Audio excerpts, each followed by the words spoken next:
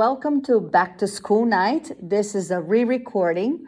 I wanted to help the parents that did not have a chance to be a part of Back to School Night. So hang in there. This should last no more than 5 minutes. A little bit about myself. My name is Adriana Galval, and my students call me Ms. Galval or Ms. G. And this recording is specifically focused into world history and geography too. A little bit about myself. I live nearby, not too far from Marshall, and with my family, my husband and 2 boys. This is a little bit of an old picture. My older one is now a senior in high school, and my younger one is a junior in high school. So as you can see, I understand very well how to have teenagers and, trying to support them with homework and things like that. And that's one of the reasons why I wanted to record this video. I wanted to make sure that I'll give you some tips in case you wanted to help them or anything, give you my information, so on. Moving on, about Schoology.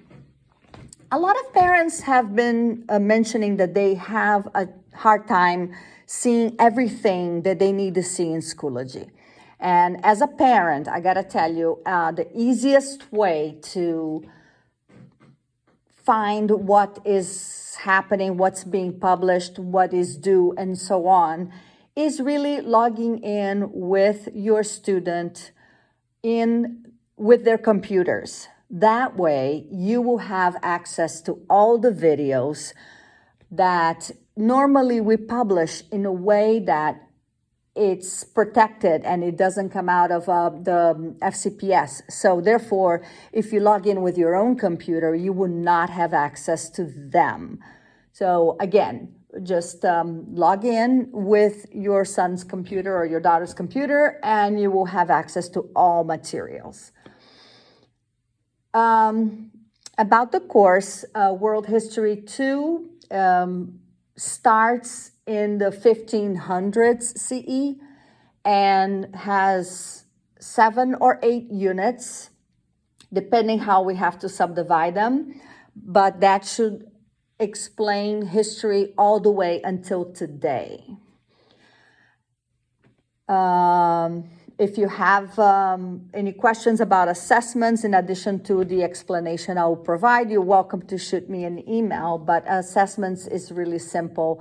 I do unit assessments, which are usually a multiple choice, and you have a higher weight to it. In other words, it's the easiest way to get a good grade is by getting a good grade on the unit tests.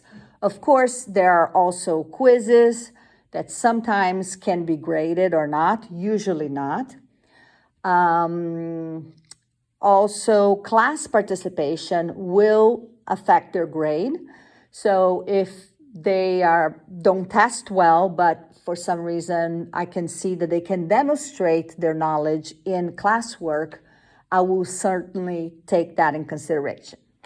So also towards the middle and end of the year, because we have still a rolling grade, so it's really important that at the end of the year we end up with what really reflects what the student did all year. So I'll give them additional projects to do and any opportunity to help them to succeed. About homework, I usually do not give homework unless if the student is not working in class. For example, if the whole class didn't finish an assignment, of course, we'll continue next class. But if everyone finished except for one student, I'm gonna ask that student to complete the assignment at home.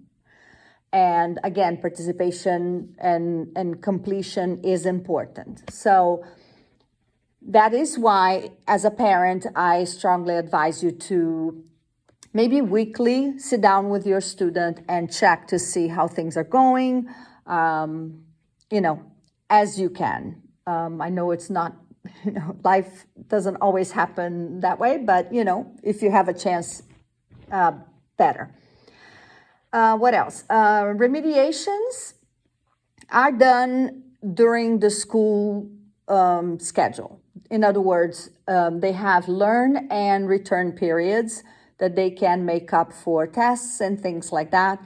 If you don't understand what learn and return periods are, I suggest you to ask your student, because it takes a while to explain, and they know it all. They can explain that to you, especially because they're ninth graders, and sometimes a parent is not familiar with how Marshall works.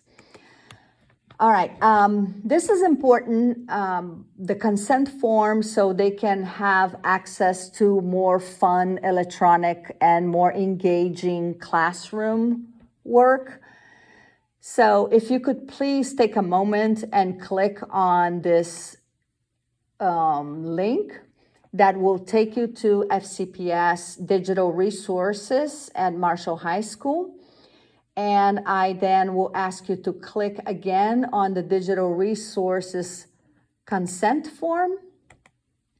And with that, if you could please put here your child's ID and then your email or phone number in here.